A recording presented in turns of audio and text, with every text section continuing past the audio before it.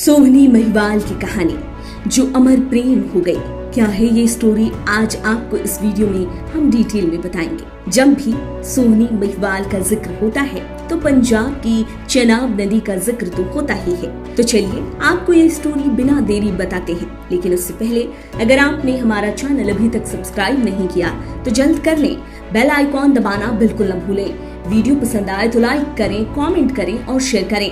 अगर आप हमें फेसबुक पेज पर देख रहे हैं तो हमारा पेज सबसे पहले लाइक करें। पंजाब के चेनाब नदी के तट पर तुला ने एक बच्ची को पैदा किया जिसका नाम रखा गया सोहनी। कुम्हार की बेटी सोहनी देखने में बेहद खूबसूरत थी, जिसकी वजह से उसका नाम सोहनी रखा गया क्योंकि उसका रूप सुहाना था। वहीं एक मुगल व्यापारी के घर में भी एक बच्चा पैदा हुआ जिसका नाम रखा गया था इज्जत बेग, जो आगे चलकर महिवाल नाम से फेमस हो गया। इन दोनों के इश्क के किस्से वैसे तो पंजाब में बेहद मशहूर हुआ, लेकिन पूरी दुनिया इस प्रेम कहानी को बार बार दोहराती है। इज्जत बेग घुमक्कड़ था। एक बार उसने पिताजी से इजाजत लेकर देश घूमने निकला। दिल्ली में उसका दिल नहीं लगा तो वो लाहौर चला गया। वहाँ उसे चैन नहीं आया तो वहाँ से वो घर की तरफ लौटने लगा, लेकिन रास्ते में एक जगह रुका और तुला के बर्तन देखने लगा। पर उसकी बेटी सोहनी को देख वो दुनिया ही भूल बैठा। वो वही उस वक्त सोहनी के इश्क में गिरफ्त हो गया और उसी के घर में जानवर चराने की नौकरी करने लगा। दरअसल पंजाब में भैंसों को माहिया कहते हैं। ऐसे में भैंस चराने वाला इज्जत बेग महिवाल कहलाने लगा। महिवाल भी कम खूबसूरत नहीं था। दोनों की मुलाकात होने लगी और दोनों एक दूसरे की मोहब्बत में गहराई से पड़ गए। जब सोहनी की माँ को इस बारे में पता चला तो सोहनी को बहुत फटकार लगाई। तब सोहनी ने माँ को बताया कि उसके प्यार में पड़कर एक व्यापारी से महिवाल भैंस चराने वाला बन गया। सोहनी ने सीधे कह दिया महिवाल उसे न मिला तो वो जान दे देगी। सोहनी की माँ ने बिना देरी महिवाल को अपने घर से निकाल दिया। फिर क्या था, महिवाल जंगल जंगल घूमता और सोहनी का नाम ले लेकर खूब रोता।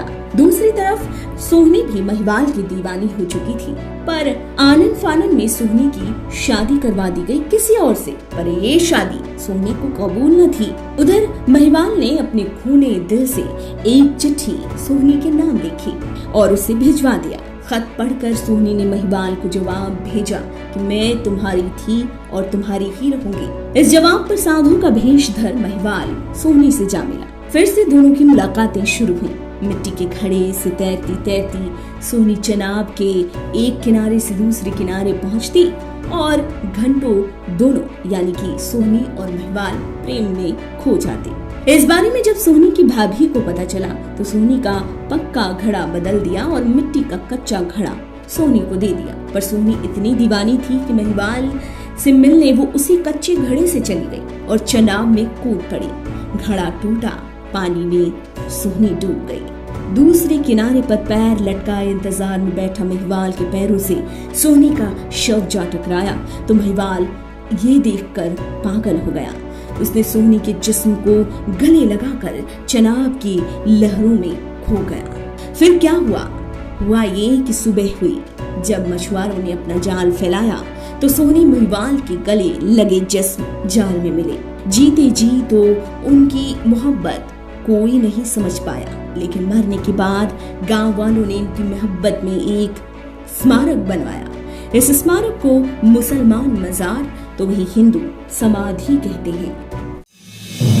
आप देख रहे हैं नेट्रिक न्यूज, साहस सच कहने का।